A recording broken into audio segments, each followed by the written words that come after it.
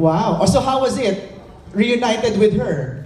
Gaya nga nasabi ni Katniel, di ba, napaka-pressure. Ako, parang yun sa tagal ko sa industriya, bumalik na naman ako. Totoo. Dito lang sa pelikulang to, nag-take 13 ako sa buong buhay ko. Oh my. At hindi siya breakdown or ano, napaka-simpleng scene namin ni Kat. Talaga? Take 13, sobrang busisi kasi. Okay. And talagang bawat artista dito sa pelikulang to, MJ, binigyan ng kanya-kanyang highlight. Kaya Okay. talagang pag sinabi mong Inang Olive na movie, ako nung in-offer sa akin to, nung sabi si Inang Olive ang director, hindi ko muna binasa yung script. Okay. Sabi ko, si Inang, okay, go. Okay na. Okay na. Kahit ano pa yan, okay Kahit na. ano pa yan, Inang yan eh, Oo. diba? Pero question, is it true, kapag action, walang tao sa set, labas lahat?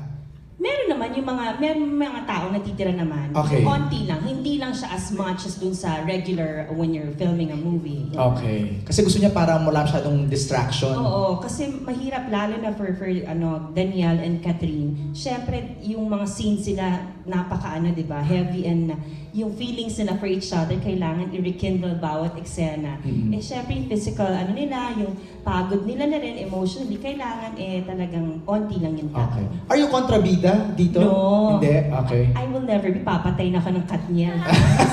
Diyos ko, I don't like. Okay, okay. So hindi kontrabida ang No, kontrabida. I'm very nice. The Katniels will love me. Okay. So, abangan namin yan. Dearly. Miss Anna, how was it working with Inang naman? First time po kasi siya maka-work. Oh, talaga? First time? And hopefully, marami pa. Yes. It's nice kasi parang yun nga, parang inoobserbahan ko rin.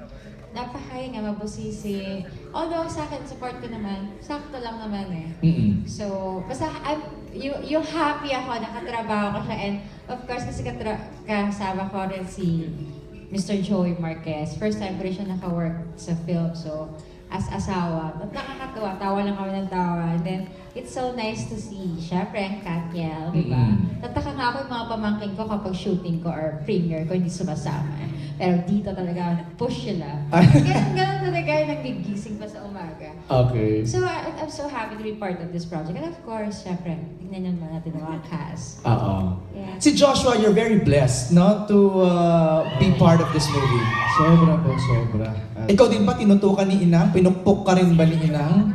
sobra. At kahit kahit maraming tao talagang walang pinipiling lugar sa inyo. Kasama ka sa Greece tuloy, sa Barcelona. Apa.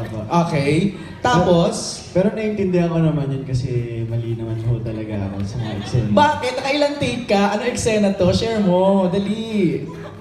Simpleng eksena lang ho. Ba't puro kayo simpleng eksena? Si Ivor simple din ang eksena. Kasi sinang talaga mabusisi siya sa bawat Okay. eksena eh. Pero okay naman, inaalalayan niya naman ako. Okay.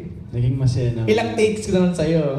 Sa akin kung siya 400, sa akin 500. Pero what a blessing for Joshua, no? Para sa'yo. Sobrang blessed. Okay. Jaiho, sino next? Alan Jones. Ooh.